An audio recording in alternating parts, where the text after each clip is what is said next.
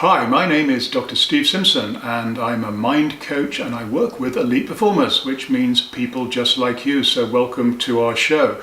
And I have a special guest with me again today. Her name is Lucy and she's a social worker and she works primarily with children. But don't let that put you off, because she's got some experience in this area, which you're soon going to find out. So I had an email about a week ago actually from a gentleman called Chris. And with his permission, he has given me, we're going to look at certain parts of his email because this is such a common problem. Anybody who performs in the public arena, on stage, in front of other people, will know exactly what Chris is talking about.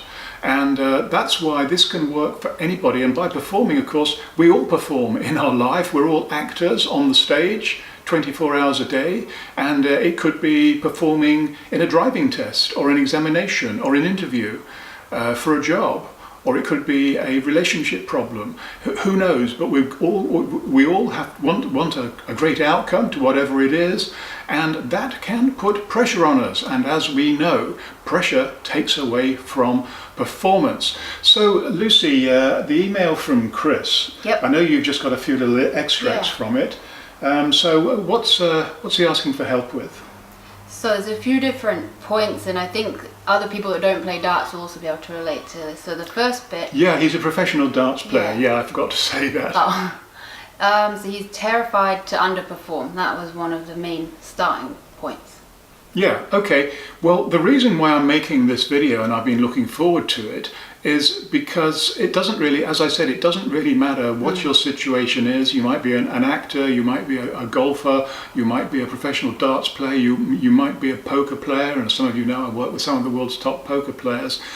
The same questions come up time and time again, and we're going to make some suggestions for solutions with these things, and hopefully loads of people are going to watch this video, and if you know somebody who you think would benefit from it, please share it with them. So yeah, just remind me again what Chris said. So terrified to underperform, that was the predominant point. Yeah, well, terrified to underperform. Well, if you're going to be terrified of something, that means by definition your performance is going to be greatly impaired. Particularly, I mean, if you're going to run 100 meters, like a tiger's chasing you, then to be terrified is probably good. It might give you a boost of energy. But for most things in life, this is not the mind state that you want to be in. So what else does Chris say? Said that it's not only in his brain, but also it's a physical reaction. So he's having terrible shaking when he's playing important games, and also if things are getting a bit tight, or then he's aware that he's not winning. So his hands are shaking. His hands are shaking. Now, this is an example of the miracle of the human body, how it works perfectly most of the time, but just sometimes our heads get in the way. Because what Chris is describing is a physiological response. This is biology at work. And the trouble is that he is using his powers of imagination to construct a video in his head. Actually, it's more than a video, it's a full-scale movie of what he thinks is going to happen in the future. And as we all know from this channel, none of us can predict the future, and it's an absolute waste of time and energy trying to. So Chris, and the problem with Chris is that he's playing the wrong movie. He's playing a horror movie because he's seeing himself in this picture, he's seeing himself lacking confidence, he's seeing himself playing poorly, he's seeing himself losing, and there's a lot attached to the games that he plays in. So why would that have a physical reaction? The reason is because this movie is so real in his mind. He thinks that he's actually in this movie right now. This tournament he could be playing in might be a week from today, it could be a month from today, 6 months from today, but to him it's right now. And so his body is preparing itself for something that is going to be a huge challenge. It's releasing massive amounts of adrenaline and cortisol and stuff like that, which if you were running away from that tiger you would need.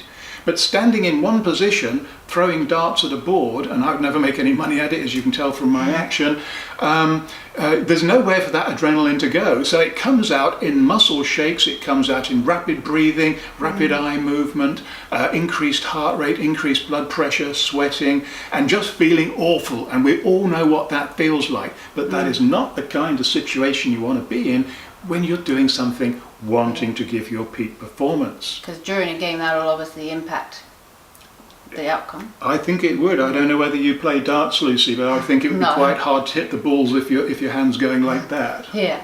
Then the next one, that I think there was another theme, but I think you'll go back to later, is about psyching yourself out, like the self-talk. But I think that'll link in later. It might do, and I'm sure you'll remind me if I don't. So then in practice games, he's noted that he can play, but then when it's the main tournament, there's more pressure, and that can be hard to manage. This is such a repetitive theme, and I've made other videos on this channel about it.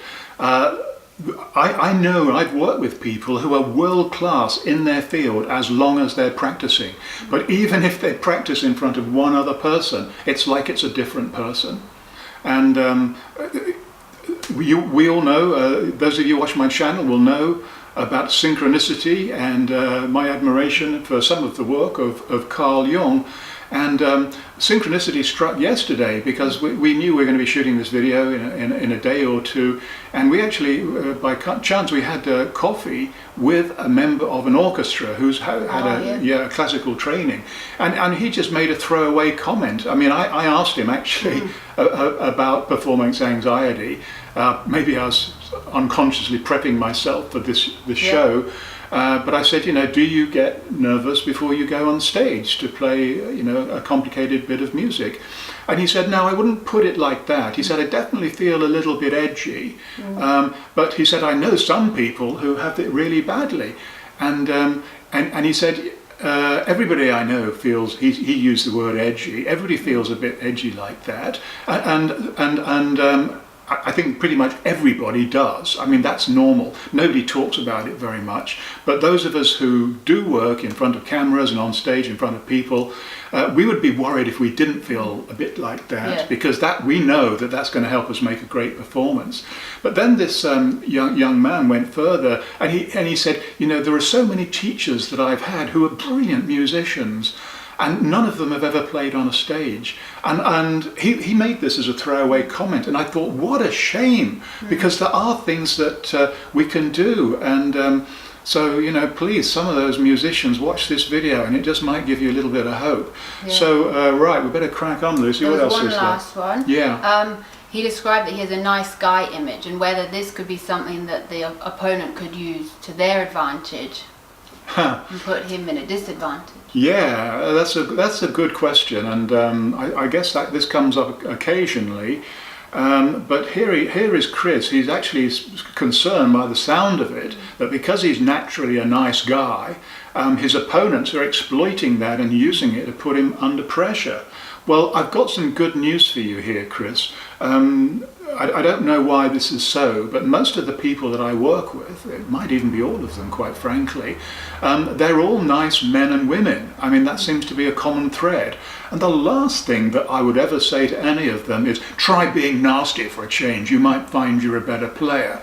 Because you see, it just doesn't work like that. The important thing is that you should be natural. You shouldn't try and pretend to be something else, particularly in competition, because the other person will spot this like a sore thumb. And you won't feel good because you don't feel good inside your own skin. So Chris, don't change a molecule of being a nice person, but use this inner strength, because your confidence, when you are just being you, is going to radiate, and it's the other person who needs to start worrying then. Because I guess right now it's inward psyching himself out, and then once he's confident, he won't need to worry about the rest will happen. Right. There's too much going on in here, Chris, and trust me, you're not alone. We all suffer from this. It's called the conscious mind. And as we know, the unconscious mind is far more important, and that's where we need to get into. So how do we quieten down that over-planning, overthinking, over-worrying, over-critical conscious mind to connect to the child within us, to let go our peak performance. Yeah, because I think that was his last point. Will lead you into that because I'm hoping it will. It will, because he made a comment about other people drinking to relax, and that helps them get in the zone. But I think your next steps is all going to be about how he can do that without having to drink, without having to do other things. It's all within himself. Yeah. Which is the point of this whole. Yeah, I would like to think so. Yeah. Because this problem, which we call performance anxiety, is so widespread, trust me, people have come up with all of their own solutions. And it's very true, and we all know this, that some people use alcohol, some people use other kinds of drugs, and some even use prescription medicines. I mean, there are drugs you might have heard of called beta blockers, and these people who play professional sports, their governing bodies will often have doping policies, and there'll be drugs that they can't take, and many of these drugs have been outlawed. But there's always new ones coming in, and that's why drug testing programs are always a little bit behind the 8 ball. So I don't recommend any of those methods. I think that all these, they definitely work to some extent, as long as you get the dose right. But I don't recommend them because they're short-term strategies, and there's better ways, because we can make the chemicals we need in our head, which actually, with a little bit of training, are going to be better than that. So I think just listening and talking about these feelings, so I can empathize, I can already feel the anxiety myself. So I think now we can get on to the steps of what we can do to make feel better. Yeah, so what are you feeling anxious about? Anything in particular, Lucy? I can just empathize with the shaking, and getting married in a week, and the performance, and having pressure on an event and pressure on yourself when there's no actual pressure. It's just something we create ourselves. Okay. I was a bit naughty, I had to bring this one out, but now you will understand why Lucy is a little bit edgy this week, because there's only 6 days to go, and she's feeling the pressure. Because there's no need. No, there's no need. She's just like Chris. She's playing this wonderful video of everything going wrong. So what can we do to help Lucy and Chris? And a lot of other people. And a lot of other people. One thing is, you could find the TEDx talk that I gave on YouTube. It's not on my YouTube channel, but if you put my name in, you should be able to find it. But even if you can't, I'll quickly summarize it. There are some time-proven techniques for quietening the conscious mind. Because if you can have a calm mind before the tournament, then you're going to take that into the tournament and even beyond. And I know I bang on about this all the time, but meditation, or some form of meditation, is going to have such a great positive effect in the medium and long term. And it needn't be complicated. Because we were talking about this earlier, breaking it up into the before the event, during the event, and after. Yeah. So that could be helpful for different stages of preparation. And we talked about this response to adrenaline, how we start to move fast, we start getting jerky, we start shaking, we start breathing fast, our heart goes fast. Do a strategy where you do the opposite, because if you can change your body, the physiology and the mind is going to follow it. So a very simple thing, and your grandmother probably told you this and you probably ignored her like I did, but start breathing slowly. Start breathing more deeply and slow your movements down, because and adopt a nice, confident, upright posture. Because if you do this, you will fake the brain, fake it till you make it, and you'll start to feel more confident. So there's a simple thing. Just because things are simple does not mean that they don't work and are very valuable. And there's another one that increasingly I teach to all of my clients, and I call it the triple R. Reptile reflex relaxation, and I call it that because it's part of the reptile brain, and it's a reflex that I think we all have, that's hardwired because it's natural to us. Now picture this picture in your brain of somebody who's in distress, a little child who falls over and starts crying. What do we do? Without even thinking about it, the chances are we'll likely put our arm around that person, and we'll probably start stroking their arm like this. Now I've made videos on this, and you can, this kind of like starts to work instantly. I can't explain how and why, but I've used it in all kinds of situations, with people suffering from drug addictions, with people with severe post-traumatic stress disorder, and certainly people with anxiety and performance anxiety. So if you do that, stroking your arm, your other part of your arm, best to do this in private, of course. You can't really probably do this when you're playing darts. But it will calm you down. And what's more, it's a bit like meditation. The more times you do it, the more likely it is to become hardwired, and you won't need to do it when you're performing, because it'll become part of the way your mind... For the people that like to hear, can you say something like to verbalize as while you're doing it? Some statements out loud, mantras? Well, mantras, yeah, this is something that I use. So let's say Chris, if Chris were here now, I would say to him, Chris, how do you feel? You've told me about you're anxious and all the rest of it. He's feeling stressed. He's feeling stressed. So I'd say to him, how do you want to feel? How do you want to feel? Just pretend you're Chris for a moment. You want to be calm. So the first two words are pretty much always the same. You can change it your way, but I think this is what seems to work for people. The first two words are going to be I am. So with Lucy's suggestion, Chris, you'll come up with your own, which will probably be better, certainly better for you. You would do this and you'd keep repeating just loud enough so you can hear it. I am calm. I am calm. I am calm. And even then, you probably heard me, everything slowed down and I started to become more calm, which is probably just as well. Maybe I was talking too fast before. But that is such a really, really good tip. And I just encourage everybody to do that and prove it to yourself that it does work. Now, was there anything else, Lucy? Is that about it? No, I think for some more practical steps. So we've got the breathing, meditation. Then we've got the physical, the reflex. Yeah. Then what about when all you can hear in your voice, in your head going, this is bad, this is terrible, I'm losing, I'm not going to win, I'm letting everyone down. How do you quiet that in the middle of a game?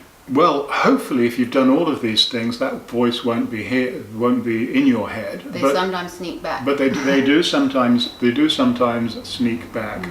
And this is where you just have to be a little bit firm with yourself. And you say to this voice, give it a name. Give it a name of a teacher you didn't like, and just say, you, whatever your name is, go away. This is not about you, this is about me. I deserve to be here. I've put in the hours of practice. I know 1 million people want to be here, and I am here not to win, not to beat this opponent. I am here to have fun. That's what I say to all my clients. I don't want to hear about you winning world championships. You're there to have fun, and if you're not going to have fun, there's plenty of people who'll take your place who will enjoy it. So love the experience. It won't be, these things don't go on forever. Enjoy it while you can. And horrible voice, you know what I mean, don't you? Right. I'm guessing because it's fun when you're playing in the pub and practicing. Yeah, sure it is. That's having fun. That's having fun. But that's very different to being in a big competition. What's different? The only thing is that maybe in a big competition you got a TV camera on you and you got millions of people instead of 5 people watching you. So where's the critical number? Is 5 okay? But when you put it up to 10, your arms start shaking? I don't think so. It's the same game. It's the same strategy. You just need to work at it a little more, build up your mental resilience by these things we've talked about, and you will get to the state of mind where you don't find any difference between being on TV and playing with your mates down the pub. So it's having fun to help you get in the zone, I guess, in the flow, remembering that. The meditating to lower your breath, lower your heart rate. Yeah. I don't know, with working with kids, the kids like to have a lot of different options, because if one doesn't work straight away, then they get a bit disheartened. So maybe there's some other visualizations as well we could add into this mix. Well, there could be, and you're absolutely right. People ask me, which is the technique you like the most? And I can't answer that question. I have so many now that I guess I follow my own intuition and I try and choose what I think will work for the client.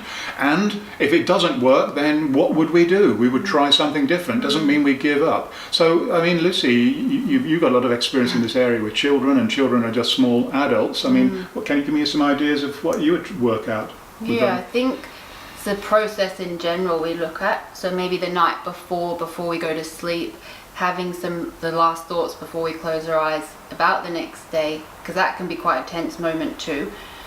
Thinking, just reinforcing all the positives, because sometimes the positives don't come so natural. Our head quickly thinks, especially late at night, what could go wrong, you're bad, you didn't practice, all that sort of stuff. So we have to make the extra effort to put in the good thoughts, which can be a bit hard at first. So things like, before we go to sleep, tomorrow's going to be a good day, all I can do is my best is good enough, I am enough, whatever will be, just have trust in the process. as well, and then to go to sleep on a positive note. Sometimes the kids like to visualize and play a video in their head. They're very creative and imaginative. They like to visualize the thing they're nervous of them, but with the happy ending, the outcome going well. So they've already seen it, so it's not a new experience. All of that. I mean, this is what we call visualization, as Lucy said. So, you know, if you're going to visualize, don't make horror movies. Make them successful. I'm not saying you should, you know, have a video of you winning the thing and lifting the bowl above your head. I mean, that would be good. But more important, just see yourself in this video having fun. You know, it doesn't really need to be any more complicated than that. Oh, and I also thought of one thing. Also having a team of a positive support network around them. Love people that will say, you're great, you're amazing. There's plenty of people that can knock you down, but you need people that are going to build you up and say, look, whatever happens, we're here for you. Definitely. Support of your peers is so important. So have your own little gang, you know, that are there rooting for you. That's and that's of course why some people have coaches, and you know, you might not have a coach, but often there are people who will take on a coach-like role. So you know, it's good to hear another person's voice in your ear, like, you know, calm down, my friend. Just remember, you're the champ. Just remember how much hard work you put into it. Just remember how lucky you are. This attitude of gratitude. Remind yourself how lucky you are, you know, to be here. All of these things will help boost you up. Kindness to ourselves as well. We're very critical. Oh, we are. Because even if you get shaky, if you get nervous, you're still a good person. You're still going to try your hardest. Of course you are. Be kind to ourselves. The outcome doesn't really matter. Yeah, it doesn't. And don't think that willpower is going to get you out of this one. It won't. The brain, particularly the reptile brain, does not respond to logic. So if you've got a bit of a shake, acknowledge it, know where it's coming from, and do the kind of things that Lucy and I have said. So we have given you loads of ideas there. I think that's about enough, isn't it, for today? I'm sure it is. The one thing about people when they're stepping towards, they have a ritual, a routine before they're stepping on stage or stepping on to build themselves. The body language that you mentioned, the confidence. Yeah, most performers will have some kind of routine that they like to follow. I don't recommend people invent a routine if they don't already have one, because that just becomes another ritual. And if they have lost that favourite shirt they always like to wear, then they think, oh well, this, you know, this is going to be a bad day. Or more like words to say to yourself as you walk. Yeah, I've got this. Yeah, I mean, Elvis Presley was famous. I think he called it the 1,000-yard walk. He had his Kylie as well. Kylie, I think. Maybe I'm getting them confused. I think maybe they both do it. Used to do it, but you know, Elvis, I think, would put his, you know, he'd be in his caravan or his dressing room, and he'd put on all of his uniform, and he'd become more and more like the king, because he was very nervous indeed. He had terrible performance anxiety, apparently, but by the time he hit the last few steps before going on the stage, he was just bursting, you know, ready to sing out of his skin. So yeah, that's part of preparation. Yeah, and remember, it is a work in progress. It's an all learning experience. Trial and error the first time. Yeah. You might learn something better at the next time. That's what I tell my folks. You know, you're not going to get it right all the time. So don't beat yourself up. You're a human being. You're not a robot. And we learn from these things. We learn more when things don't go too well than we do when they go right. In fact, we don't learn much from being right, apart from feeling smug. But so you know, turn sort of negatives into positives, because your day is going to come. You put yourself in the frame enough times, and sooner or later, that number one jacket's going to be yours to wear. So, Chris, this probably went on a bit longer than we planned. Thank you so much for giving permission to use your experiences, and we both wish Chris well. And I know you're going to keep in touch with me, and if I can give you any more help, just say. Okay, folks, that's enough for today. Thanks for supporting the channel. More titles to come. Fire in your suggestions for future shows. We're all always looking for new ideas to talk about. So may you be very successful. May you all have wonderful movies in your head, and may they come true to bring you much health, wealth, and happiness. Goodbye for now.